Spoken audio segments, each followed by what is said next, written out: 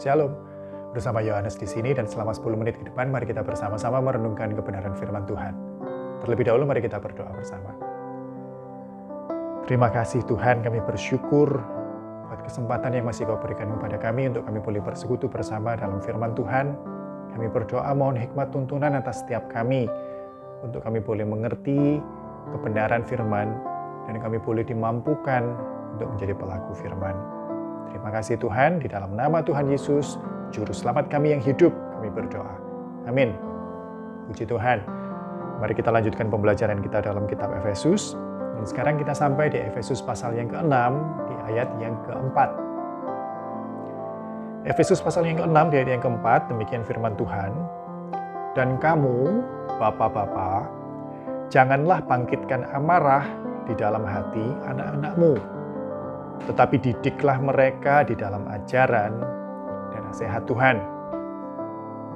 Kalau sebelumnya dalam ayat yang pertama sampai dengan yang ketiga dari Efesus pasal 6, firman Tuhan berbicara kepada anak-anak, kepada manusia yang baru di dalam Tuhan, dalam peran mereka sebagai anak, apa tugas mereka, apa tanggung jawab mereka terhadap orang tuanya.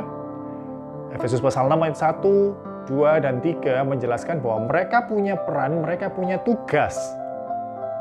Dikatakan ayat yang pertama mereka harus apa? Harus taat kepada orang tuamu. Dan ayat yang kedua mereka diperintahkan. Ini adalah suatu perintah yang penting, ayat 2 ngomong. Mereka diperintahkan untuk hormat kepada ayah ibumu. Dan sekarang di ayat yang keempat, firman Tuhan masih membahas relasi yang sama, relasi antara anak dan orang tua. Tapi kalau ayat yang pertama sampai yang ketiga berbicara kepada anak, maka sekarang ayat yang keempat berbicara kepada orang tuanya, kepada bapak-bapaknya. Ayat yang pertama dan ayat yang ketiga, kalau tidak dilanjutkan dengan ayat yang keempat, bisa timbul kesalahpahaman di mana orang tua kemudian merasa bahwa mereka ini ditetapkan Tuhan sebagai sosok yang harus dihormati, yang harus ditaati, dan dengan demikian mereka punya kewenangan untuk mereka melakukan apa saja terhadap anak-anak mereka.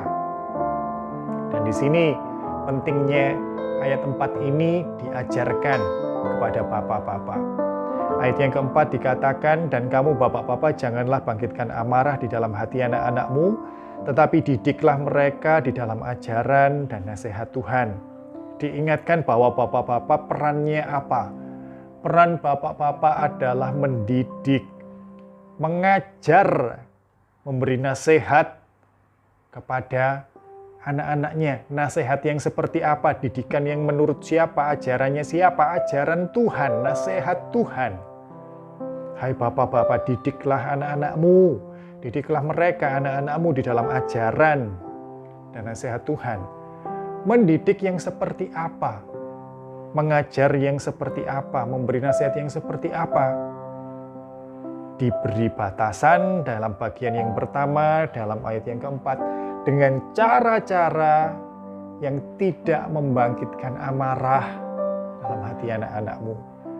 Di sini memberikan ketegasan untuk kita tidak mengartikan ayat yang pertama sampai ketiga tadi sebagai izin, sebagai lampu hijau untuk kita seenaknya kepada anak kita. Tidak ada batasannya. Dan batasannya itu jangan bangkitkan amarah dalam hati anakmu, jangan timbulkan kepahitan dalam hati anakmu. Anak bukanlah barang kepemilikan yang bisa kita perlakukan seenaknya. Anak bukan handphone yang kita beli dan kemudian kita beli pakai uang kita, maka itu jadi milik kita, maka kita mau lempar-lempar, mau kita taruh di kulkas, mau kita cemplungkan di kolam, terserah saya, itu handphone saya. Hubungan antara anak dan orang tua bukan seperti itu. Ini anak-anak saya kok, terserah saya, mau saya tampar, mau saya tendang, mau saya teriakin, terserah saya, anak-anak saya. Nggak bisa berlaku seperti itu. Tuhan memberikan batasan. Batasannya apa? Jangan bangkitkan amarah di dalam hati anak-anakmu, jangan timbulkan kepahitan, jangan timbulkan kesedihan yang mendalam dalam hati anak-anakmu. Bahkan dengan alasan kamu sedang mendidik mereka sekalipun. Tetap mendidik itu tugas dari ayah, dari ibu. Amsal pasal yang pertama, ayat yang ke-8 berkata, "Hai anakku, dengarkanlah didikan ayahmu dan jangan menyia-nyiakan ajaran ibumu." Di sini mengingatkan kita peran kita sebagai orang tua, sebagai ayah, sebagai ibu itu untuk memberikan didikan, memberikan ajaran. Apa yang terjadi jika kita tidak memberikan didikan dan ajaran dan nasihat kepada anak kita? Amsal pasal 13 ayat yang pertama, dikatakan di sana, anak yang bijak mendengarkan didikan ayahnya, tetapi seorang pencemooh tidak mendengarkan hardikan. Amsal 15 ayat 5 berkata, orang bodoh menolak didikan ayahnya, tetapi siapa mengindahkan teguran adalah bijak. Jika kita tidak melakukan peran kita dalam kita mengajar, mendidik mereka, maka dikatakan anak kita akan jauh dari yang namanya kebijaksanaan, dan anak kita akan menjadi anak yang bodoh.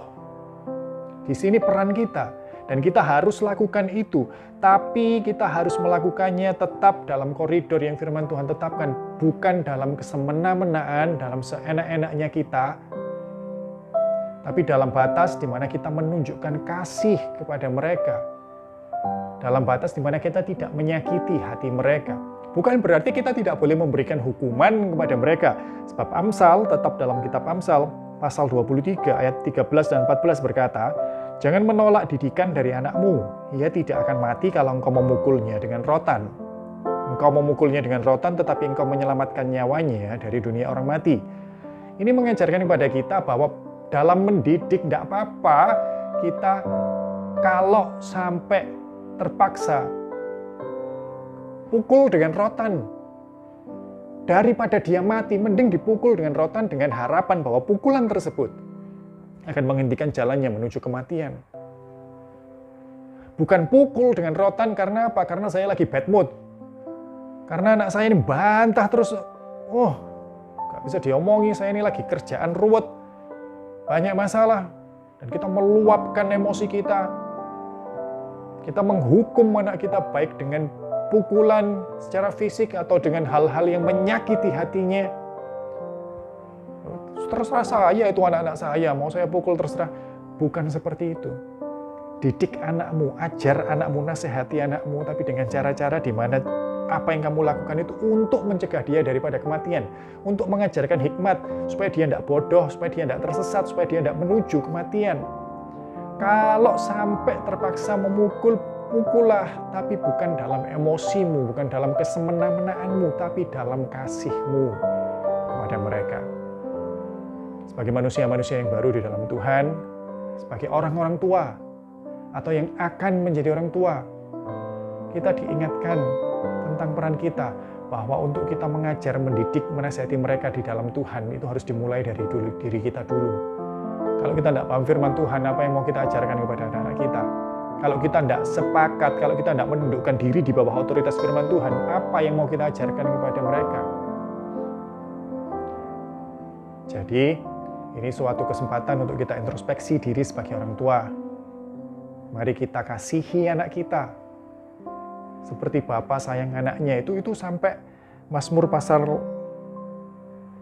103 ayat 13 itu Tuhan itu memberikan perumpamaan keintiman hubungan Tuhan dan umatnya itu seperti Bapa dengan anaknya. Kalau anak tidak pernah mengerti kasih seorang Bapa dunia ini, bagaimana dia bisa memahami kasih Bapa yang di surga? Dan kita bapak-bapak di dunia, ayo kita kasihi anak kita. Ayo kita ajar, ayo kita didik, ayo kita nasihati supaya dia bijaksana dan supaya dia tidak bodoh, supaya dia tidak tersesat dan dia tidak menuju kepada kematian. Lakukan dengan cara di mana didikan kita, teguran kita, hukuman kita, nasihat kita tidak menyakiti hatinya, tidak membangkitkan amarah di dalam hatinya, tidak menimbulkan kepahitan, kesedihan yang mendalam dalam hati anak-anak kita.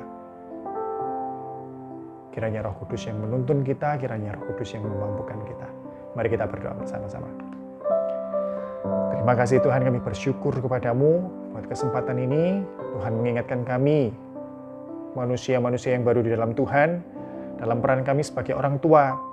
Kami diingatkan bahwa kami punya peran untuk mendidik, mengajar, menasehati anak kami, supaya mereka terhindar dari kebodohan dan dari kematian. Dan dalam peran yang Tuhan berikan kepada kami ini, Tuhan juga berikan batasan, di mana dalam kami mendidik, menasehati, kami tidak boleh melakukannya dengan cara yang sedemikian sehingga menimbulkan amarah, membangkitkan amarah, kesedihan yang mendalam, sakit hati, kepahitan kepada anak-anak kami. Tuntun kami Tuhan dalam segala keterbatasan kami. Seringkali emosi mengambil alih kami, sehingga kami tidak bisa memberikan hal-hal yang baik, tapi justru hal-hal yang menyakitkan anak-anak kami dalam perkataan kami maupun dalam tindakan kami. Sebab itu kami mohon tuntunan-Mu, ya Roh Kudus. Kiranya Engkau mengingatkan kami pada firman Tuhan, Engkau memampukan kami, memberi kekuatan kepada kami untuk kami boleh melakukan firman Tuhan, khususnya dalam peran kami sebagai orang tua, untuk kami boleh menunjukkan kasih Bapa kepada anak kami, dan sehingga anak kami boleh bisa mengerti kasih Bapa surgawi kepada umatnya, melalui hubungan yang terjadi di antara kami dengan mereka. Tuntun kami ya Roh Kudus, mampukan kami berdoa. Dalam nama Tuhan Yesus, Juru Selamat kami yang hidup, kami berdoa dan mengucap syukur. Amin. Puji Tuhan, Tuhan memberkati.